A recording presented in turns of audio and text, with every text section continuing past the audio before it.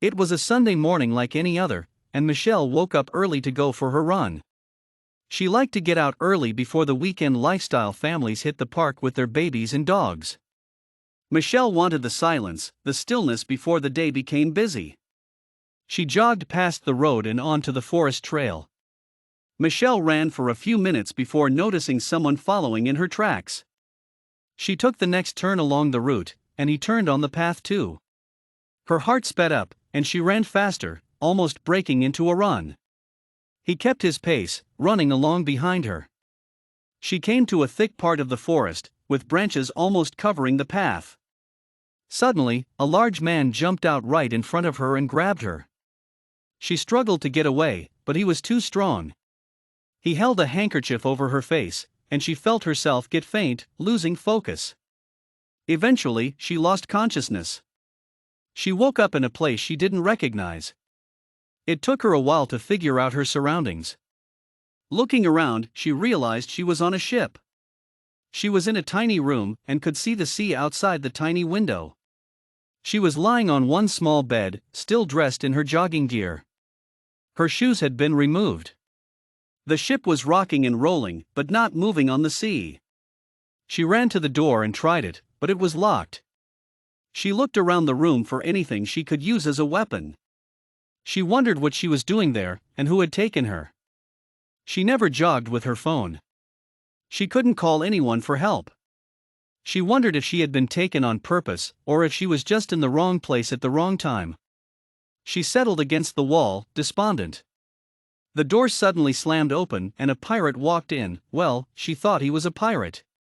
He looked like her idea of a pirate, with a hat rakishly patched on his head and the swagger with which he walked. He looked at her, his eyes running over her up and down. "So this is the child of destiny?" She asked, "What am I doing here? Who are you, and why have you taken me?" He laughed. "Well, unfortunately, you fit the specifications to get a job done. It is just bad luck for you." She asked, "What do you mean? Why did you kidnap me? Let me go. I promise I won't tell anyone." He said, "It's a little too late for that. I am in search of a treasure, and you are the key." She sobbed, "But why? I don't know what you are talking about. Just let me go." He spoke, "Well, this treasure is worth a lot of money. I will let you go after we find it." She said, "But I don't know anything about it." "You have the wrong person." The pirate spoke, "Well, we shall see." The prophecy was clear. She screamed, "No, let me go," as she flew at the pirate and tried to push past him to escape. He shoved her back on the bed. "You can't leave. This is your home now. Well, until we get to the treasure. I suggest you make yourself comfortable." He locked the door and left, and she lay on her bed sobbing. Over the next few weeks on the ship, the pirate who she found out was the captain brought her food himself. She later learned he was called Rob. The journey was kept a secret even from some of the crew, and no one was let in to see her. Rob told her pirates couldn't be trusted. Each time she tried to escape, he shoved her back. Eventually, she stopped trying. She just glared at him and told him how much she hated him repeatedly, and he said he didn't care. All he cared about was the treasure, not about who liked him or didn't. He brought her records and books to keep her busy. She asked him about the prophecy, and he always didn't respond. Then one night, he told her the story. There was a treasure older than time, all the wealth of a once powerful king. The king had simply disappeared from history and his treasures with him. It was hidden by powerful magic. Pirates had sought this treasure for millennia. The one to find it would be the pirate king. A seer had proclaimed that only the blood of the child of destiny would unlock the doors to the treasure. Rob and his crew had searched for this child with an amulet the seer had given him. He had come to believe it was Michelle. She tried pleading and trying to appeal to his sense of honor and morality. "Please let me go, I'll pay you. I won't tell anyone. Do the right thing."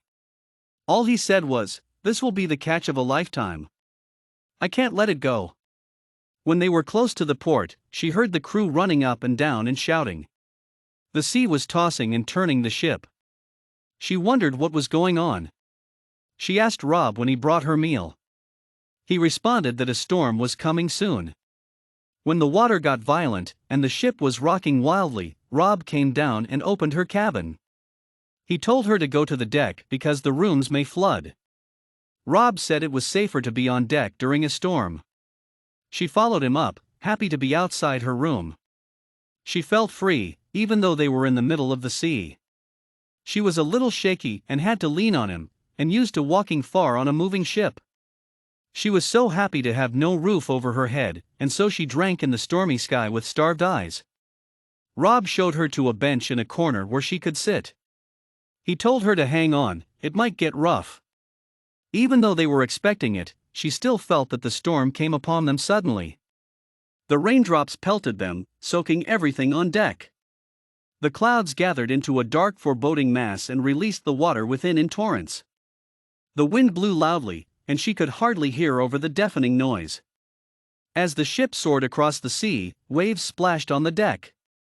The sea rose and waves churned, forming two columns, framing the vessel. There was only one direction to go, forward. A few of the sailors were thrown overboard when the ship suddenly heaved. She was almost flung from her bench. She slowly held onto the rail and inched her way towards Rob, who was steering right ahead. Surrounded by the wild sounds, she knew she was helpless. The cold rain on her skin filled her with clarity. It felt dangerous, and yet she felt more alive than she ever had. She knew that her life was indeed in his hands. She watched Rob masterfully steer the ship. The wind blowing like a gale around them through the rising waves, the visibility almost wholly distorted. She couldn't see anything, all she could do was hear his voice faintly through the roaring storm. She finally reached his side. The ship pitched again, and he shouted, "Hold on." She reached for him, wrapped her arms around his waist, and leaned against him. She could feel his muscles tense as he poured all his energy into steering the ship and trying to keep it steady. As the storm raged on, waves crashed over the deck. She was drenched, and so was he. She was shaking, and yet she could feel his heated skin against her. She pressed her face against his back and shouted, "Rob, I don't want to die." He said, "I know. Besides, we need you alive to find the mystical treasure." She smiled and said, "If we die tonight, I want you to know that being your captive hasn't been all that bad." He turned his face, looked into her eyes, and when their gaze met, there was an unspoken promise that this was a new beginning for them both.